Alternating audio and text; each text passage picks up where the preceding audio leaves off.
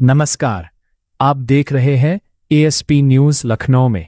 आयुर्वेद की प्राचीन ज्ञान परंपरा, वैज्ञानिक अनुसंधान और आधुनिक चिकित्सा दृष्टिकोण को एक मंच पर लाने के उद्देश्य से आयोजित अंतर्राष्ट्रीय आयुर्वेद महासंगम 2026 इंटरनेशनल आयुर्वेदा कॉन्क्लेव में आचार्य डॉक्टर मदन गोपाल वाजपेयी जी ने मुख्य वक्ता के रूप में सहभागिता की।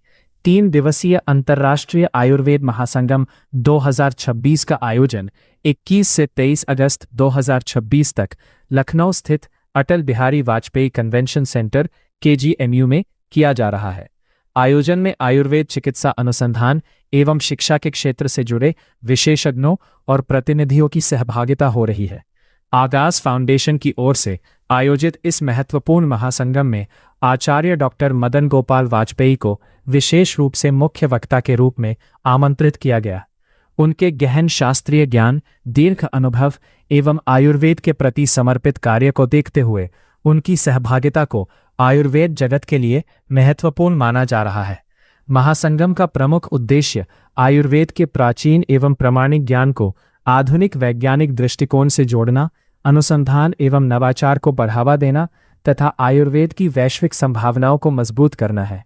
आयोजन में प्राचीन ज्ञान की धरोहर, अनुसंधान एवं नवाचार, शिक्षा एवं प्रशिक्षण तथा अंतर्राष्ट्रीय सहभागिता जैसे महत्वपूर्ण विषयों पर विचार विमर्श किया जा रहा है। आयुर्वेद का उत्थान, आयुर्वेद का पुनरुद्धार और आयुर्वेद का प्रचार प्रसार, और सबसे बड़ा इसका उद्देश्य है कि हमारी जो नई पीढ़ी है वो सीखे और आयुर्वेद में कार्य करे। और आज तो आयुर्वेद की इतनी मांग है, जिस तरह से रोगों की संख्या और रोगियों की संख्या दोनों एक साथ बढ़ रही है, तो आयुर्वेद की बहुत मांग है। क्योंकि आयुर्वेद ही एक ऐसी चिकित्सा पद्धति है जो दोनों पर काम करती है। व्यक्ति रोगी ना हो और अगर कहीं रोगी हो जाए तो उसको निर्मूल चिकित्सा मिले और हानि रहित चिकित्सा मिले। ये आयुर्वेद का बेसिक फंडामेंटल है। ये बेसिक, अब कोई उसका पालन न कर पाए बात अलग है, उस पर न चल पाए। क्योंकि देखिए, जब चतुष्पाद चिकित्सा बनता है तभी उसकी सफलता होती है। विषक द्रव्याणु उपस्थाता रोगी पाचतुष्टयम्, तो रोगी, चिकित्सक, औषधि, अटेंडर चारों होना आवश्यक है। नहीं तो आयुर्वेद का जो बेसिक फंडामेंटल यही है कि हानि रहित चिकित्सा, प्रयोगा समेत व्याधिम यो न मुदीरे नासो विशुद्धा शुद्धस्तु समेत यो न कोपयेत्। एक रोग ठीक हो लेकिन दूसरा रोग पैदा न होने पाए, ये आयुर्वेद का क्लियर कॉन्सेप्ट है। इसलिए आयुर्वेद की बहुत बड़ी मांग है ताकि नए रोगी नहीं होंगे। किसी भी चिकित्सा पद्धति में ये व्यवस्था नहीं कि चिकित्सक ये ध्यान रखे कि नए रोग ना होने पाए। अगर ये ध्यान रखा गया होता तो रोगों की और रोगियों की भीड़ नहीं होती अस्पतालों में। ज्यों-ज्यों अस्पताल खुलते जा रहे हैं, डॉक्टर बढ़ते जा रहे हैं, उतने उतने रोगी बढ़ते जा रहे हैं। तो ये आयुर्वेद के द्वारा ही, आयुर्वेद जो है, आयुर्वेद के द्वारा ही हमारा देश आरोग्यवान हो सकता है, वीरवान हो सकता है, बलवान हो सकता है, वास्तव में विकसित हो सकता है। क्योंकि प्राचीन काल में भी जब हमारे ऋषियों ने विचार किया कि धर्म अर्थ काम मोक्ष के पालन में कठिनाई आ रही है, तो एक ऐसा विज्ञान को लाया जाए जिससे हम लोग आरोग्यवान रहें, तो आयुर्वेद धरती लोक में आया, इंद्रलोक से, ब्रह्मलोक से यहाँ आया। तो आयुर्वेद की इस आवश्यकता को ध्यान रखते हुए ये आयुर्वेद का महासंगम आयोजित किया गया है। क्या मैसेज देना चाहेंगे सर आज इस अवसर पर सभी? प्रथम मैसेज तो ये आयोजकों को बहुत बहुत धन्यवाद, बहुत बहुत बधाइयाँ। और दूसरा, सभी लोग आयुर्वेद अपनावें। और एक और मैं मैसेज देना चाहता हूँ आपके माध्यम से कि आजकल आयुर्वेद में, सोशल मीडिया में बहुत सारे अनक्वालिफाइड लोग आ गए हैं, जिनको आयुर्वेद का कभी कॉलेज या कहीं कुछ गए नहीं, कभी देखा नहीं है, लेकिन आयुर्वेद में जो बता रहे हैं नुस्खा या दवाइयाँ, उनकी डिग्री जरूर देखें, क्वालिफिकेशन ज़रूर देखें, क्वैक्स के चक्कर में मत पड़े। क्योंकि आयुर्वेद में हमारे नए नए डॉक्टर बड़े अच्छे निकल रहे हैं। सरकार भी आयुर्वेद को खूब बढ़ा रही है, मोदी सरकार भी आयुर्वेद को आगे ले जा रही है, योगी सरकार भी आयुर्वेद के लिए खूब काम कर रही है। तो ये ज़रूर ध्यान दें। सर, जैसे कि आज यहाँ पे आयुर्वेदा का महासंग्राम का प्रोग्राम रखा गया है, यहाँ पे बहुत विशिष्ट लोग भी आए हुए हैं और काफ़ी टाइम से ये चर्चा हो रही है। और आज तो शेफाली मैम ने बहुत अच्छा लेक्चर दिया और बहुत कुछ सीखने को मिला है। अपना परिचय देते बताइए। मेरा नाम वैद्य दत्तात्रेय पंड्या है। ये जो आयुर्वेद महासंगम 2026 भगवान चरक की जन्म जयंती के सप्ताह के तौर वर्ष के हर एक कोने से वैद्य आयुर्वेद के अनुयायी, अनुरागी, शोधकर्ता, प्रैक्टिस नर्स, एकेडमिशियंस यहाँ पे आए हैं और भगवान चरक के जो ज्ञान है उसके ऊपर मंथन कर रहे हैं। मैं गुजरात से आया हूँ। बड़ौदा में मेरी हॉस्पिटल है, अहमदाबाद में है, गोधरा में हमारे 3 से 4 हॉस्पिटल्स है, फार्मास्यूटिकल कंपनी है। यहाँ पे आयुर्वेद की प्रदर्शनी भी लगी हुई है, जहाँ पे हमारा फार्मास्यूटिकल स्टोर जो है उसकी भी प्रदर्शनी है। मेरा भी आज लेक्चर था हैंड्स ऑन ट्रेनिंग पे और मेरे वाइफ वैद्य शेफाली पंड्या का भी लेक्चर था।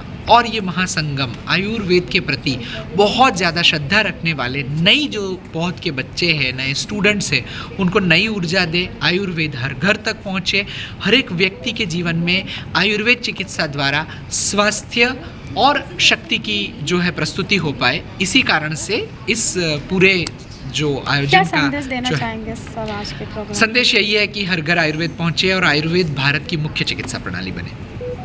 दिन भी है और आज बहुत लकी दिन है कि आज आयुर्वेदा का महासंग्राम के मौके पे आपने इतना अच्छा लोगों को सिखाया। देते बहुत अच्छा अनुभव रहा। मेरा जो व्याख्यान था वो इनफर्टिलिटी विषय में था कि मैंने बहुत अच्छे से अपने 12 वर्षों की प्रैक्टिस के अनुभव में जितने भी डायग्नोसिस हैं उनको क्या क्या ट्रीटमेंट दे सकते हैं वो बच्चों को सिखाया। और मैं बहुत ही प्रोत्साहित करती हूँ ऐसे आयोजनों का कि प्रोत्साहन देती हूँ ऐसे आयोजनों को कि जहाँ पे स्टूडेंट्स को अलग अलग डिसीज़ के बारे में जानकारी मिले और अनुभवी वैद्यों के ज़रिए से वो लोग अच्छे से ट्रीटमेंट कर पाएँ, तो ये बहुत प्रशंसनीय है। मैम, जैसे कि आज का जन्मदिन भी आपने यहाँ लर्निंग दिया है और कितने सालों से ये आप अपना कर रही हैं? मैं 12 वर्षों से आयुर्वेदिक प्रैक्टिस कर रही हूँ। मेरे 3 हॉस्पिटल हैं और एक फार्मास्यूटिकल कंपनी है।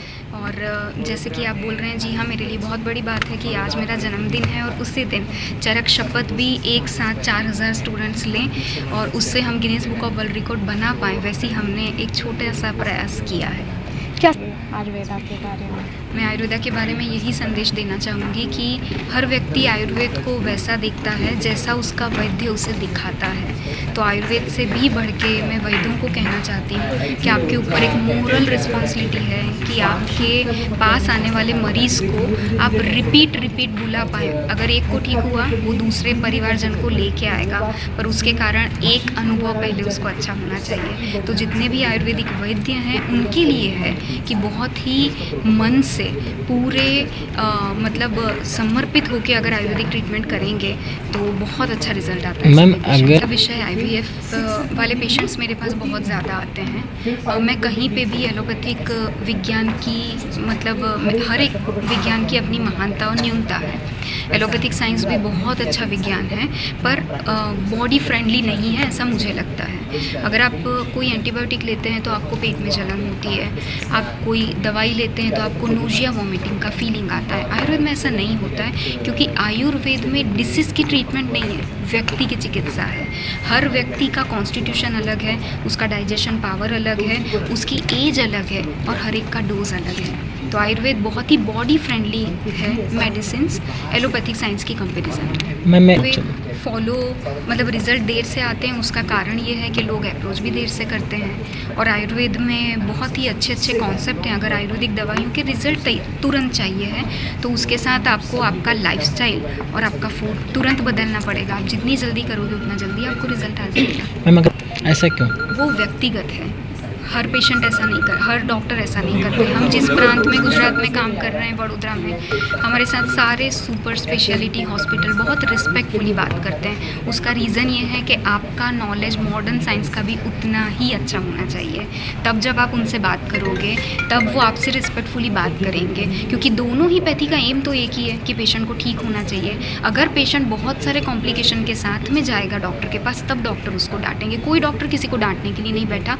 और दूसरी बात कि व्यक्तिगत प्रेजेंटेशन भी होता है। एलोपैथिक साइंस में ऐसा है कि ये 4 दवाई लिखी है, आपको ठीक हो जाएगा। आयुर्वेद विज्ञान में है कि पेशेंट के मन तक पहुँचो। आयुर्वेद में लिखा हुआ है कि प्रसन्न आत्मा इंद्रिय मनः स्वास्थ्य इत्यादि भी है, यानी कि जब प्रसन्न आत्मा है, इंद्रिय है, मन है, तब पेशेंट को ठीक होता है। तो अगर हमें उनका मन ठीक करना है तो हमें बात करना पड़ेगा, तो हम तो डांट ही नहीं सकते पेशेंट। मैम अगर देखा जाए तो कहीं किसी कुछ हद तक के लोग जो है आयुर्वेद की दवाइयों में महंगाई को लेकर के भी कुछ पीछे भागते हुए पेशेंट नज़र आते हैं, ऐसा भी क्या है कि उसको कितना कम करने की कोशिश की जाएगी? अब तक सबसे अच्छी उच्चतम जो चीज़ें होती हैं ना, ब्रांडेड चीज़ें महंगी होती है और आयुर्वेद ब्रांडेड है, महंगा ही रहेगा। आयुर्वेद में जितनी भी भस्म यूज़ होती हैं वो बहुत ही मूल्यवान है। जिस तरीके से अगर आप सोने के भाव बढ़ते हुए देख रहे हैं तो स्वर्ण भस्म का भाव बढ़ेगा, बहुत ही स्वाभाविक चीज़ है। तो आयुर्वेदिक दवाइयाँ महंगी होती है, उसमें सारी शास्त्र जो रसौषध होती है वो थोड़ी महंगी होती है। जो शास्त्रोक्त दवाइयाँ हैं काष्ठ औषध उतनी कॉस्टली नहीं होती। तो डिपेंड करता है कि आपके वैद्य किन चीज़ों का चयन कर रहे हैं। अब मैम देखा जाता है कि जो है पहले के वक्त में आयुर्वेदिक को लेकर सरकार इतना जो गौरव तलब नहीं करती थी, अब के वक्त में जो है सरकार भी किसी हद तक की जो है आयुर्वेद को आगे बढ़ाने की कोशिश कर रही है। उसके लिए क्या आप गवर्नमेंट से हेल्प के लिए बोलेंगे? देखिए, सबसे पहले ये ज़रूरी है कि आयुर्वेदिक वैद्य अपनी प्रैक्टिस के जो केस हैं उनका प्रेजेंटेशन इंटरनेशनल लेवल पे करना शुरू करें। अब अगर मुझे केस प्रेजेंटेशन करना है तो मैं कल उठ के कर नहीं सकती हूँ। उसके लिए अगर गवर्नमेंट मदद करती है, अगर हमारे साथ भारत में तकलीफ़ ये है कि जो चीज़ें यूएस से आती है बाहर से, वो हम तुरंत एक्सेप्ट करते हैं। हमको पिज़्ज़ा पसंद आता है ना, तुरंत ही, पर हमको घर आइडेंटिफाई नहीं कर सकते जो हमारा प्रांत का खाना है वो हमारे बच्चे नहीं पहचान पाएंगे। तो जो चीज़ें बाहर से आई है वो हम बहुत जल्दी से एक्सेप्ट कर लेते हैं। तो अगर इनमें हर डिसीज़ के लिए केस प्रेजेंटेशन आए, क्लिनिकल रिसर्चेस के लिए अगर गवर्नमेंट हेल्प करे और वहाँ से जब आयुर्वेद की स्वीकृति होगी तब जाके भारत में भी आयुर्वेद की स्वीकृति होगी। बेसिकली जो इस तरह का जो आयोजन होता है, जो आयुर्वेद महासंगम जो आज यहाँ पे हो रहा है, इसमें सबसे पहले जो उद्देश्य है आयुर्वेद का प्रचार प्रसार करना, आयुर्वेद को जन जन तक पहुँचाना, ये सबसे बड़ा उद्देश्य है। मैं तो कंपनी की तरफ से SP Uniyal national sales manager हूँ। हमारा यहाँ पे एक प्राइम स्पॉन्सर के रूप में हम इस आयुर्वेद महासम्मेलन में प्रतिभाग कर रहे हैं। और मैं सबसे बड़े आयोजकों का धन्यवाद करना चाहता हूँ। उन्होंने हमारी कंपनी को एक मुख्य स्पॉन्सर के रूप में इस आयोजन में आमंत्रित किया है। सबसे पहले जैसे गुरुजी ने तो बहुत कुछ बता दिया, और इस तरह के जो कार्यक्रम भविष्य में भी होते रहने चाहिए, क्योंकि इससे क्या है कि आयुर्वेद हमारा आज विश्व पटल पर पहुंच रहा है। ये छोटे छोटे जो कार्यक्रम होते रहेंगे, इस तरह से आम जन तक ये आयुर्वेद पहुंचेगा और एक दिन पूरा विश्व में एक कीर्तिमान बनाएंगे। नए प्रोडक्ट लेकर के अब क्या है सर? हम प्रवेग के जो सबसे पहले की प्रवेग की दोनों तरह की मेडिसिन बनाते हैं, एक पेटेंट प्रोप्राइटरी मेडिसिन और एक क्लासिकल शास्त्रीय जिनको कहते हैं। शास्त्रीय औषधियों में सबसे पहले हम स्वर्ण औषधियों का निर्माण करते हैं। जो स्वर्ण घटित क्या है, आज की डेट में, आज के समय में व्यापारीकरण ज़्यादा हो गया और जो सात्विक चीज़ें, जो असली चीज़ है उसके ऊपर ध्यान कम है। तो हमारी कंपनी सबसे पहले शास्त्र शुद्ध और मानकीकृत औषधियों के लिए प्रतिबद्धित है। हम जो भी शास्त्रीय औषधि बना रहे, चाहे स्वर्ण घटित है, चाहे गुगुल कल्प है, चाहे रसौषधि है, उनका बहुत अच्छी तरह से शास्त्रीय पद्धति से ही निर्माण करते हैं।